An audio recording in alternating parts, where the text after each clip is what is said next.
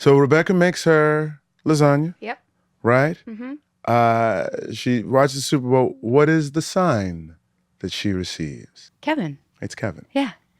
Because he comes. Well, Kev also goes to the tree. To Dad's right? tree. And it's almost like Kev reminds me a lot of Sterling, which because let us be clear, each tree is probably a different tree. Oh, it that is. we use Absolutely. throughout the course because one of them was actually in Memphis, Tennessee. You know what I'm saying? Right. Listen, but Jack loved all kinds of trees. But him having this moment of being like, just sort of, I miss you, and connection rather than sort of being distant and separating himself from it, but just sort of like feeling the loss and allowing that.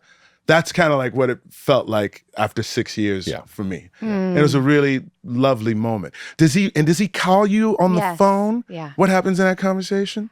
He tells me that that I was really strong for all of them, basically just like giving me props, I guess.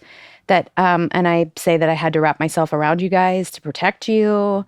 I tried, but your dad didn't have to try. I think about thinking about the candy bar and just talking about how, explaining like I wasn't there in that moment because I was eating a stupid candy bar. And then just allowing him like the fact that I think because he had been living with Miguel and Rebecca, like this year, the sign was you. This year, like the time that we've spent, the connection that we're forging, like that's all your dad. Yeah. Well, he also says, she says that every year he sends an unexpected laugh her way and she knows it's from him.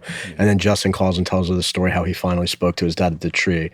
And then he's like, Mom, can I tell you something else? And you say, yeah, what? And he says, I'm not sure I was at the right tree. And she laughs.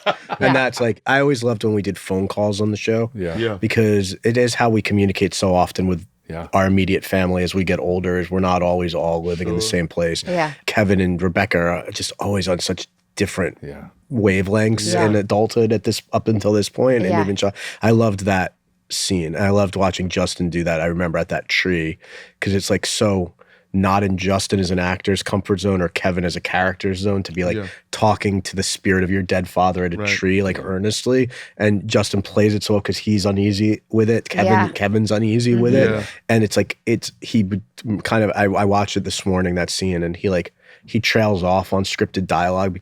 The line was like, I've become a man that you wouldn't have been I haven't become the man that you would have been very proud of. And Justin just goes like, I haven't become the man that, and he just leaves it there because he's like struggling to say it. And it's like very effective, like the way, like, and then that phone call is so quiet and so intimate between them. I love those scenes in it. And I loved Sully's final scene in the episode with Chrissy, where she's saying how lost she was and she never thought that happiness would be something on the table for her. And that, like what she's found in it with him and the way Sully sits and listens to her in that scene.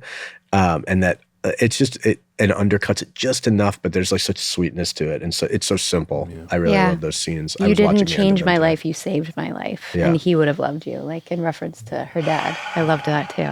She says this big guy, I was watching it this morning, and this big guy came into my life at a support group and Sully's going like, and it's like just does enough to like make it so this isn't getting too earnest. And it's really my job. Very and then Chrissy at the end goes, she just goes, I'm always crying, and it's like such a sweet way of undercutting the scene. I was watching it this morning, and I don't think that was scripted.